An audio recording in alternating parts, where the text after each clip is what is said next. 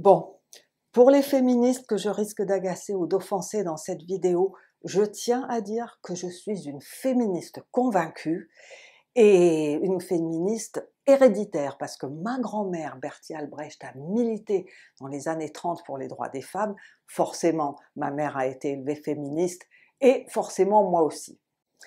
Alors, je suis née au début des années 50, oui, et j'ai donc eu tout le loisir de voir évoluer les relations hommes-femmes au cours des nombreuses décennies que j'ai accumulées. Et voici ce que je constate, c'est qu'un des plus grands malentendus à l'heure actuelle dans les relations entre hommes et femmes, eh bien, c'est que la plupart des femmes ignorent que les hommes, dans leur grande majorité, ont trois besoins fondamentaux. Un, sentir qu'on a besoin d'eux. 2, se sentir désiré. Et 3, se sentir utile. En gros, pour qu'un homme s'investisse pleinement dans une relation, il doit sentir qu'il a un rôle important à jouer, qu'il a une place claire dans la vie de sa partenaire, parce que c'est comme ça qu'il se sent connecté, qu'il se sent engagé et qu'il se sent valorisé. Et aujourd'hui, les messages comme par exemple « les femmes peuvent tout faire comme les hommes » ou encore « soit une femme dont un homme a besoin, mais pas une femme qui a besoin d'un homme », eh bien oui, ce sont des messages qui peuvent sembler valorisants, mais en réalité, eh bien, ils sont profondément destructeurs. Alors pourquoi? Parce qu'ils nient les différences naturelles entre les sexes.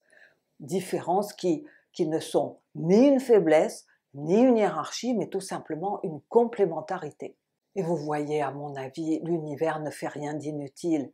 Les hommes et les femmes ont des domaines d'excellence distincts. Et si on ignore ça, on finit par créer des attentes qui ne sont pas réalistes, on crée une confusion des rôles et surtout des relations bancales.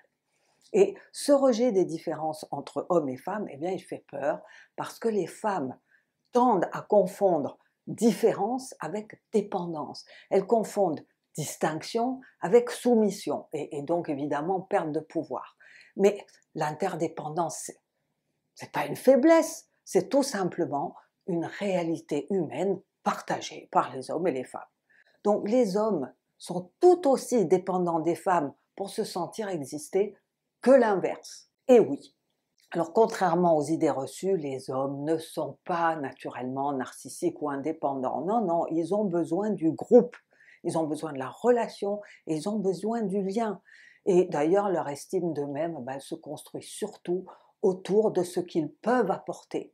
Et quand ils ont une place claire, quand ils ont un rôle à jouer, ils s'épanouissent. Mais vous voyez aujourd'hui, ce que beaucoup d'hommes entendent de la part des femmes, c'est ceci. Tu n'es pas nécessaire. Tu ne sers à rien. Et le pire dans tout ça, c'est que certaines femmes finissent par exclure inconsciemment les hommes de leur vie, en refusant qu'ils agissent, en refusant qu'ils protègent, en refusant tout simplement qu'ils prennent soin ou qu'ils assument un rôle. Alors le résultat, c'est quoi? Eh bien, les hommes se retrouvent dans un piège qui est sans issue, parce que s'ils prennent des initiatives, ils passent pour des dominateurs, et s'ils n'en prennent pas, ils sont jugés faibles et peu attirants. Et ça les pousse à décrocher, ça les pousse à se replier ou à devenir passifs. Et cette passivité, à son tour, eh bien, elle éteint le désir et le respect qu'une femme pourrait avoir pour eux. Dans cette dynamique, les femmes d'aujourd'hui, eh bien, elles se retrouvent épuisées parce qu'elles doivent tout faire, elles doivent tout gérer, elles doivent tout porter. À mon avis, c'était pas censé être comme ça. Et la rébellion des années post-féministes, eh bien, elle a bousculé les rôles à l'extrême au point de faire émerger une question plutôt dérangeante, qui est celle-ci. À quoi servent les hommes? Et vous voyez cette question, elle déshumanise, surtout quand elle est posée de manière cynique. Cette question, elle objectifie les hommes et elle renverse le schéma patriarcal, qui n'était pas terrible, en un matriarcat qui, lui, est frustré et un peu stérile. En plus, un homme, il ne veut pas être utile à quelque chose pour lequel il n'a pas de talent, pas plus qu'une femme d'ailleurs. Il veut être valorisé pour ce qu'il est vraiment, pour ce pourquoi il est bon, et pas pour ce qu'on exige qu'il devienne. Et Beaucoup de femmes se plaignent que leurs partenaires ne répondent pas à leurs besoins, mais le vrai souci ici, c'est beaucoup plus souvent l'incompatibilité. Parce qu'on choisit un homme pour ce qu'il est, c'est bien, mais après on tente de le transformer. Vous voyez, c'est un peu comme acheter une voiture de sport quand on veut une familiale, et puis ensuite exiger qu'elle transporte 5 enfants. Eh bien, c'est injuste pour lui et c'est très frustrant pour elle. Alors, au lieu de critiquer et de vouloir tout changer, la solution, elle est simple, hein, c'est choisir un partenaire compatible. Oui, d'accord, c'est pas si facile, mais un partenaire compatible dont la nature et les talents s'alignent avec nos besoins. Et ensuite, eh bien, l'encourager à s'investir dans ce rôle et ça en toute liberté.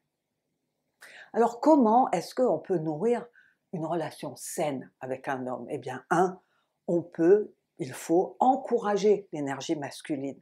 Oui, parce qu'un homme pleinement ancré dans sa masculinité, c'est pas une menace. Non, c'est notre allié le plus puissant. Et s'il vous plaît, laissez-le prendre des initiatives, laissez-le protéger, laissez-le guider. C'est pas de la soumission, c'est de la collaboration. 2, créez un espace pour lui dans votre vie. Laissez-lui ouvrir la porte, laissez-lui porter les sacs, laissez-le résoudre des problèmes, laissez-le payer le dîner. Ça diminue pas votre valeur, au contraire. Et en plus, ça honore la sienne. 3, clarifiez les rôles. Définissez ensemble ce que chacun apporte au foyer, ce que chacun apporte à la relation. Et ça, c'est pas rétrograde, que je sache, c'est sain. Évidemment, si ça se fait librement et dans le respect de chacun. 4, évitez à tout prix les critiques constantes, parce que chaque reproche est entendu comme un « oh, tu es un raté ». Donc, préférez des demandes claires et des reconnaissances sincères, parce que ça fait des miracles. 5, arrêtez la manipulation émotionnelle. Si vous avez besoin de quelque chose, dites-le, simplement parce que je ne vous apprends rien en vous disant que les hommes ne lisent pas dans les pensées. Eh non. Donc, soyez direct, soyez honnête, sans ironie et sans sous-entendu, s'il vous plaît.